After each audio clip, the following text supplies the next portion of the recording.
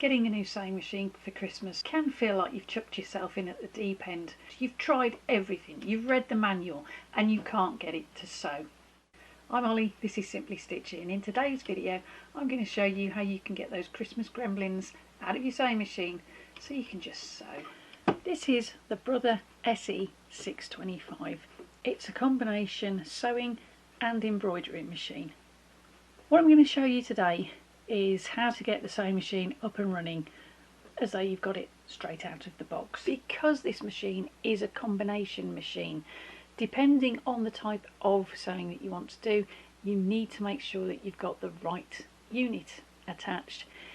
If you want to do sewing, for instance, you need to make sure that this unit isn't on the machine. This is the embroidery unit. For sewing, you either need the accessory tray installed or you need the free arm. First thing we're going to do is we're going to turn the machine on. Now, one of the first things that you'll notice is you get this little panel lighting up over here.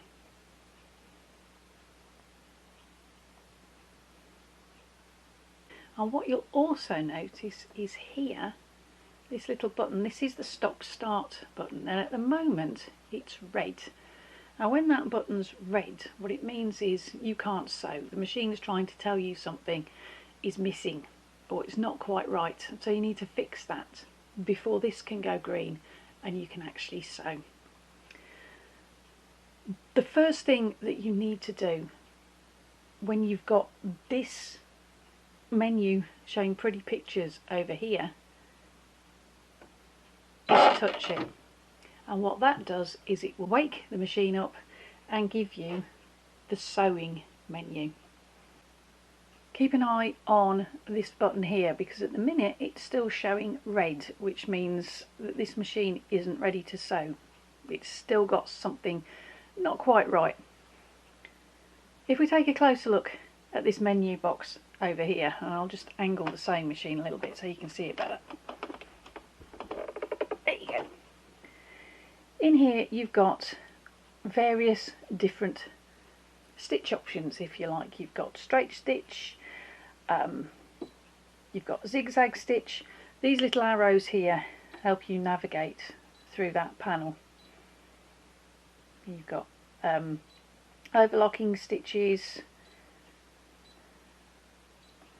and we're back to straight stitch. This one will automatically set the needle over to the left side. This one, did you see that? Did you see the needle move? I'll do it again for you. There you go. Keep your eye on that. On there. Watch. It moves the needle into the centre for you so that you can either have it on the far left or in the middle.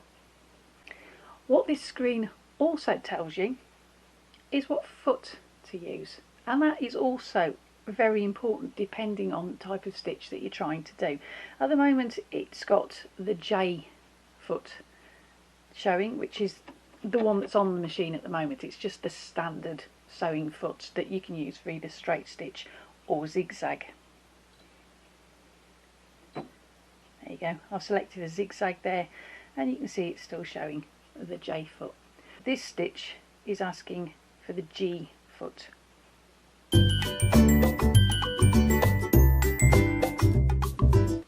Here's the bobbin.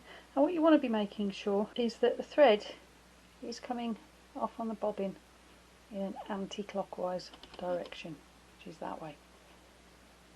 And what you want to do is you want to put the bobbin in. Now you see this groove that goes all the way around here. You need to make sure that this thread follows that groove. When you get to the end of the groove, there's a thread cutter which will just cut that extra bit of thread off. So you've got just the right amount of thread to make the bobbin work correctly. Next thing to do is thread at the top of the machine. So what we're going to do is we're going to put some yellow thread on the thread stand, and pop the spool cap on the end to stop that reel of thread coming off. Sometimes the spool cap can be just that little bit too big, so that it actually stops the thread coming off the spool because it jams it down the bottom. This machine does come with different sized spool caps. So what you want is you want one that is a little bit bigger than the end of your reel, but not too big that it gets in the way of the thread coming off the spool. The next thing you want to do is put the thread through this little guide here. Now it's just a case of slotting it from the front to the back.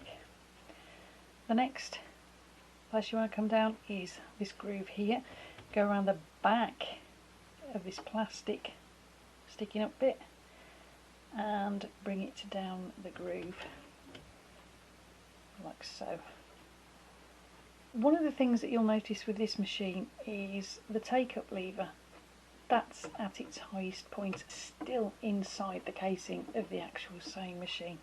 I'd say it's about 1 centimetre inside there. It's important to remember that, because what you need to do is, as you bring the thread down and you come back up, you need to take the thread all the way to the back of this groove, all the way to where it says number 4 here. Move it over to the left hand side and then bring it back down that little channel, because if you don't, there's a very good chance that you'll miss the slot on the top of that take-up lever and the machine won't thread properly. The next part of the sewing machine you need to thread is this little bit here. It's just like a little slot right at the top of the needle, and to get it in there, you hold the thread like this and then just slot it in.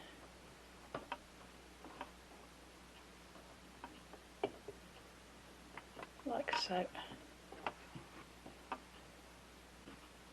And to use the automatic needle threader, what you do is you put the thread in through this bit here, around this bit,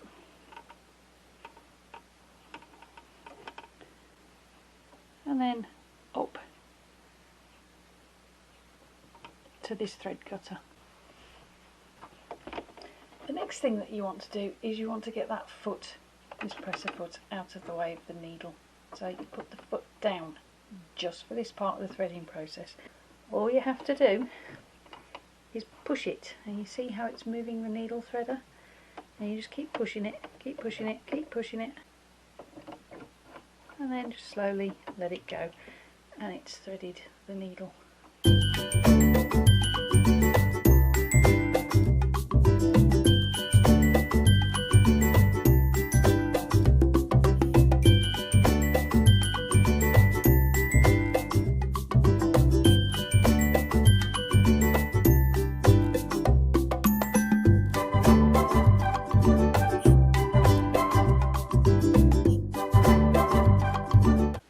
Tip: if you have trouble getting this automatic needle threader to thread your needle, try loosening the needle and just reposition it and then tighten it up and try again, and you might find that that'll do the trick for you.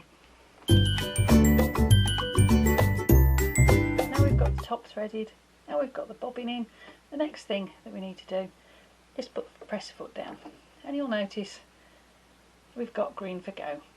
The machine will sew. Now what I always do is I'll grab the top thread. You don't have to grab the bobbin thread, because this little groove that we threaded the thread through will hold the bobbin thread for you.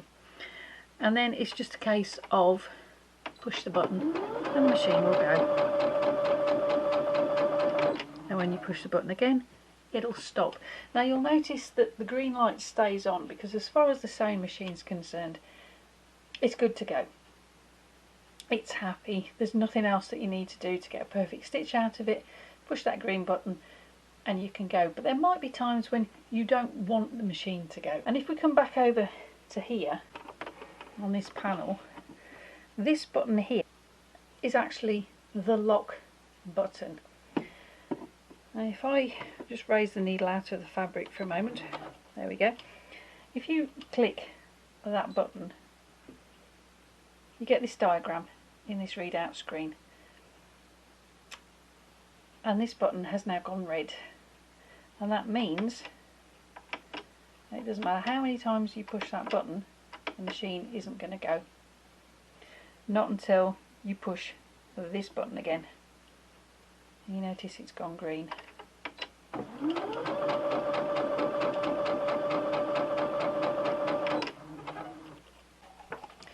This machine is great in that you've got two options of powering it. You can either use the foot pedal or the stop go button, which is this button here, but you can't use both. So if I plug the foot pedal in for a minute, I can use the foot pedal to make the machine go. Okay. But what I can't do with the foot pedal plugged into the machine is use the stop go button. You get an error message over here that says you can't use start stop unless you unplug the foot pedal. And if I go back to the foot pedal a minute,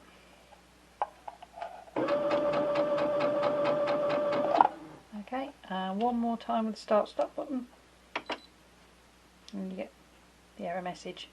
So to get the start stop button to work again, just lose the error message for a minute, you have to unplug the foot pedal.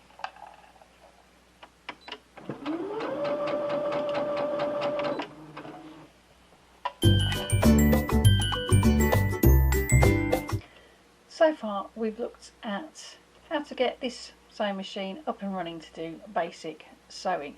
But what if you want to use the embroidery function? Well, in order to do that, the first thing that you need to do is to switch the machine off. Then you need to attach the embroidery unit, and to do that we need to take this accessory tray off. This is the embroidery unit, and what we're going to do is we're just going to slide it onto the machine from that direction and then just click it into place. Now that the unit's attached, this is when you switch the machine on.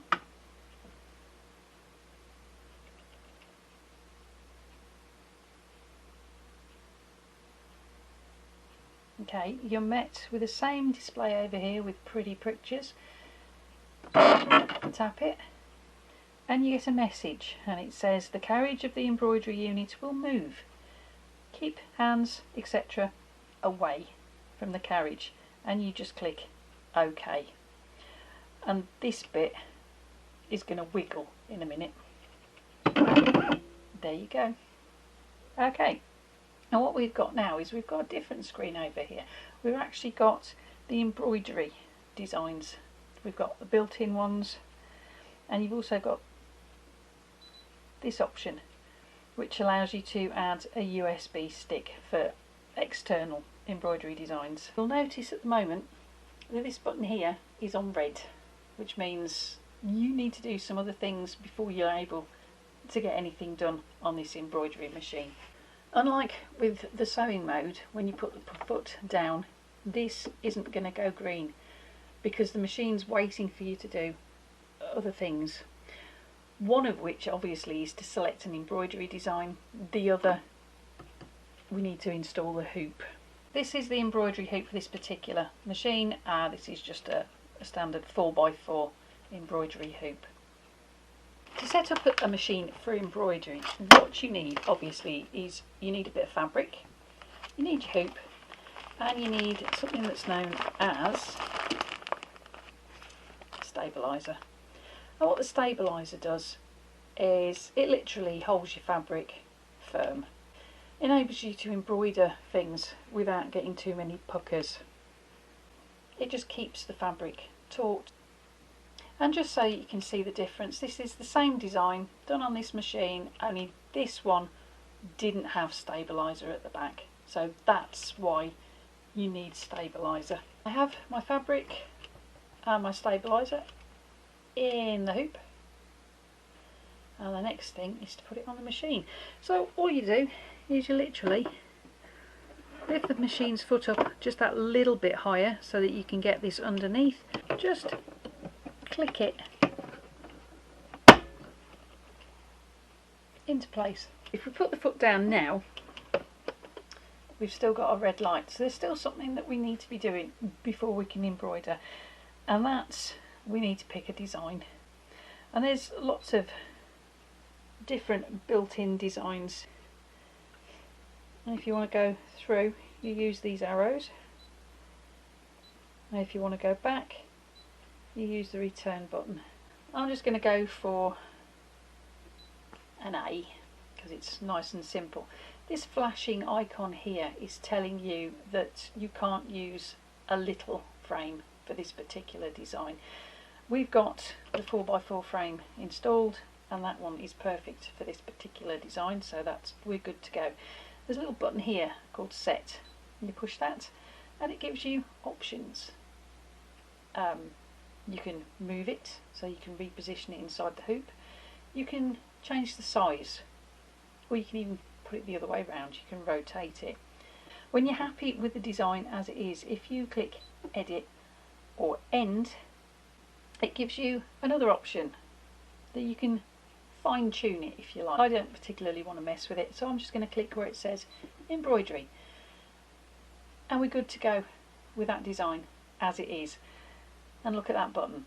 This machine is now happy that everything it needs to be able to embroider this design is ready and waiting for it to go. Only it isn't, not quite. We've still got the usual standard sewing foot, or the J foot, on the machine. Although you can do embroidery designs with this foot, you will find that it's a whole lot easier if you actually use the embroidery foot, also known as the darning foot. Now that we've got the right foot on the machine, we're going to just hit that green button.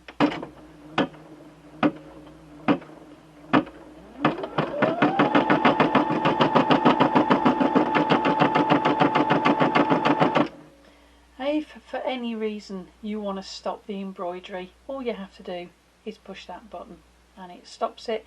To start it off again, just push the button.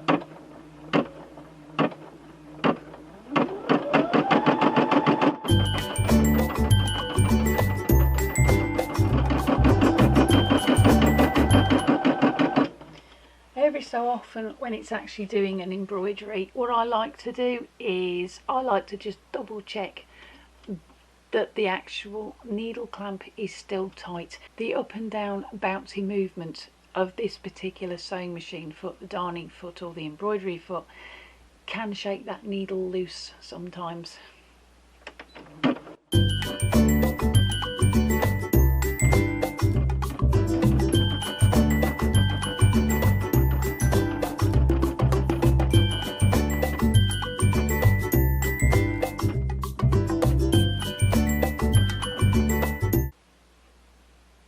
Okay, now the reason why the machine has stopped, it's done that by itself, I haven't touched it. If you have a look at this screen here, it's gone from having two colours, the blue of the letter, to a white, which it obviously wants to do the outlining. And the reason why the machine stopped is it's to give you enough time to change your thread, because at the minute it's yellow. So at this point you change the thread out, rethread the needle with the new colour and push the green for go button. Now the reason it's still green for go is because stopping to change the colours out is totally optional. You don't have to. I can just push this button and carry on stitching this design in the yellow colour, which is exactly what I'm going to do.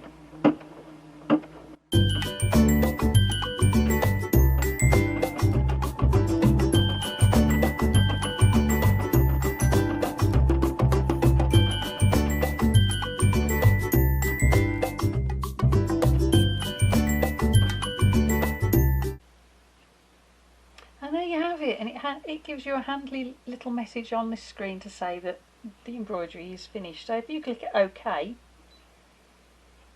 it takes you back to that screen, and if you just hit your return arrow, it'll take you back to the screen where it says, are you sure you want to cancel the current stitch pattern? And it's just OK, and then you're back to the main menu. And to get the embroidery out of the machine, you just lift the presser foot, unclip it like so, and then just pull it out. And there you go. Now if you want to go back into the sewing section of this particular combination machine, what you need to do first is you need to take the embroidery unit off, because while this is on, the only part of the machine you've got access to is the embroidery part. Now it says here, always press when removing the embroidery unit. So I've pressed it, and then click OK. This section of the unit goes back into the home part, or the parked part if you like, and then you just switch the machine off. Okay, now you can take the unit off, and there's like a little lever just underneath the front of the unit there, and it just slides off. Now it's back into sewing mode. You can either leave it as a free arm, or you can pop the accessory tray back on. But when you turn the machine on, you get this standard pictorial story going on in this readout here. Push it, you're back into sewing mode. I hope that's helped you figure out how to use your Brother SE625. And I hope it's given you the confidence to get to know the machine, figure out some of its quirks, so that you can build up a relationship with your new sewing buddy. I hope you liked the video. If you did, give it a thumbs up. And why not subscribe and click that little notification bell just down below, so that YouTube can let you know when I upload another video. And why not check out some of the videos that are already on the channel. Whatever video you do check out next, hope to see you back here for the next one. And in the meantime, whatever you're sewing it with, embrace your creativity and have fun. Thank you ever so much for watching. I'll see you next time. Bye for now.